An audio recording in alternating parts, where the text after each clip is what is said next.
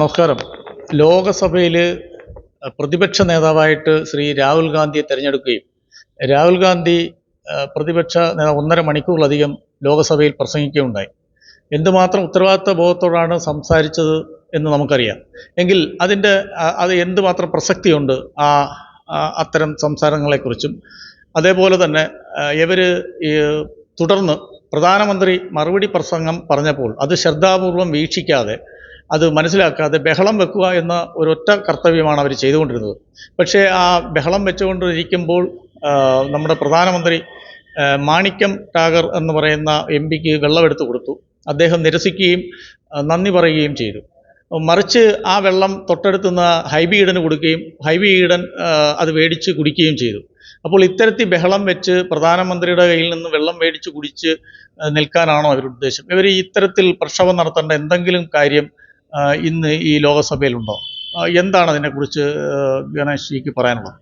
കാരണം കോൺഗ്രസ് ശരിയായൊരു രാഷ്ട്രീയ പ്രസ്ഥാനത്തിൻ്റെ ഉത്തരവാദിത്തം ഏറ്റെടുക്കാതെ രാജ്യത്തെ ജനങ്ങളെ കബളിപ്പിക്കുന്ന തരത്തിലേക്കാണ് ഇന്ന് രാജ്യത്ത്. രാഹുൽ ഗാന്ധി കൃത്യമായി അദ്ദേഹത്തിൻ്റെ ജോഡോ യാത്രയിലും മറ്റു കാര്യങ്ങളിലൊക്കെ പറഞ്ഞിരുന്നു. സ്നേഹത്തിൻ്റെ കട തുറന്നു വെച്ച് അദ്ദേഹം സ്നേഹം ഈ രാജ്യത്തെ കൊഴുക്കുമെന്ന് പറഞ്ഞ അദ്ദേഹവും അദ്ദേഹത്തിൻ്റെ പാർട്ടിയും. ഈ രാഹുൽ ഗാന്ധി സത്യത്തിൽ എന്താണ് ഈ കഴിഞ്ഞ പാർലമെൻറ്റിൽ നടത്തിയ പ്രതിപക്ഷ നേതാവെന്ന നിലയ്ക്കുള്ള അദ്ദേഹത്തിൻ്റെ ആദ്യത്തെ പ്രസംഗം എന്തായിരുന്നു? സത്യത്തിൽ അദ്ദേഹം വെറുപ്പിൻ്റെ രാഷ്ട്രീയം, രാജ്യത്തെ ജനങ്ങളോടുള്ള അദ്ദേഹത്തിൻ്റെ വെറുപ്പിൻ്റെ രാഷ്ട്രീയമാണ് അദ്ദേഹത്തിൻ്റെ പ്രസംഗത്തിൽ ഉടനീളം ഈ പാർലമെൻറ്റിൽ അദ്ദേഹം കാഴ്ചവെച്ചത്.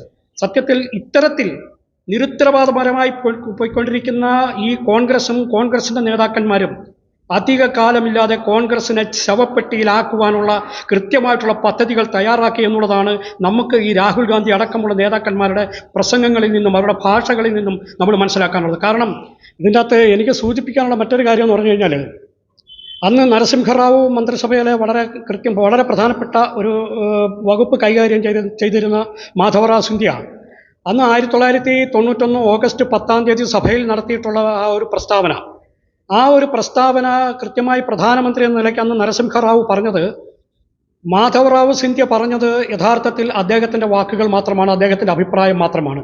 ഇത് കോൺഗ്രസിൻ്റെയോ ഗവൺമെൻറ്റിൻ്റെയോ പ്രധാനമന്ത്രിയുടെ അഭിപ്രായമല്ല.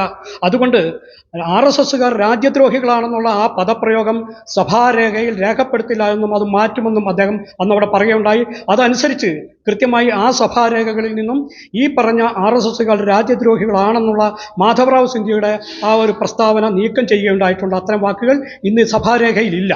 അങ്ങനെ ഇരിക്കുന്ന സാഹചര്യത്തിലാണ് അന്ന് യഥാർത്ഥത്തിൽ RSSനെതിരെ ഈ ഒരു പ്രസ്താവന നടത്തിയപ്പോൾ അത് ആ സഭാരേഖയിൽ നിന്നും മാറ്റിയത് RSS വിഭാവനം ചെയ്യുന്ന നേതൃത്വമോ അല്ലെങ്കിൽ BJP നേതാക്കളോ അല്ല അത് മാറ്റിയത് അന്ന് കോൺഗ്രസിൻ്റെ ശക്തനായിട്ടുള്ള നേതാവായിട്ടുള്ള നരസിംഹറാവു, പ്രധാനമന്ത്രിയായിട്ടുള്ള നരസിംഹറാവു ആണ് ആ സഭാരേഖകളിൽ നിന്നും അത്തരം പ്രയോഗങ്ങൾ മാറ്റണമെന്നാവശ്യപ്പെട്ടതും മാറ്റുന്നതിന് കാരണമായതും അന്നത്തെ പ്രധാനമന്ത്രി എടുത്ത നിലപാടാണ്. പക്ഷേ എന്നാൽ എന്തുകൊണ്ട് ഇന്ന് അദ്ദേഹം നിരുത്തരവാദപരമായി ഇന്നത്തെ പാർലമെൻറ്റിൽ അദ്ദേഹം നടത്തിയ ഈ ഒരു പ്രസ്താവന പാർലമെൻറ്റ് രേഖകളിൽ നിന്ന് നീക്കം ചെയ്യാൻ BJP തയ്യാറായതിൻ്റെ ഒരു ഉത്തരവാദിത്വം എന്ന് പറഞ്ഞാൽ, അന്ന് കോൺഗ്രസിൻ്റെ മന്ത്രിസഭയ്ക്ക് അത് സാധിക്കുമെങ്കിൽ പിന്നെ എന്തുകൊണ്ട് BJPക്ക് അത് ആയിക്കൂടാ?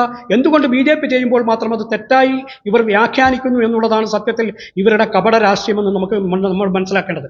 കാരണം കപട രാഷ്ട്രീയം കൊണ്ട് ഭാരതത്തിലുടനീളം വളരെ വഞ്ചനാപരമായിട്ടുള്ള സമീപനങ്ങൾ നടത്തുന്ന കോൺഗ്രസിൻ്റെ നേതാക്കളും ഒരു കാര്യത്തിൽ പലതരത്തിലുള്ള, അതായത് ഇരട്ടത്താപ്പിൻ്റെ പര്യായമായി മാറിയിരിക്കുകയാണ് യഥാർത്ഥത്തിൽ കോൺഗ്രസിൻ്റെ നേതാക്കന്മാരും. കാരണം ഇന്ന് പാർലമെൻറ്റിൽ കൃത്യമായി പറഞ്ഞിരിക്കുന്ന ചട്ടങ്ങളിൽ അടിസ്ഥാനപ്പെടുത്തി തന്നെയാണ് ഇന്ന് പ്രധാനമന്ത്രി നരേന്ദ്രമോദി നയിക്കുന്ന ഈ പാർലമെൻറ്റ് വളരെ മുന്നോട്ട് പോയിക്കൊണ്ടിരിക്കുന്നത്.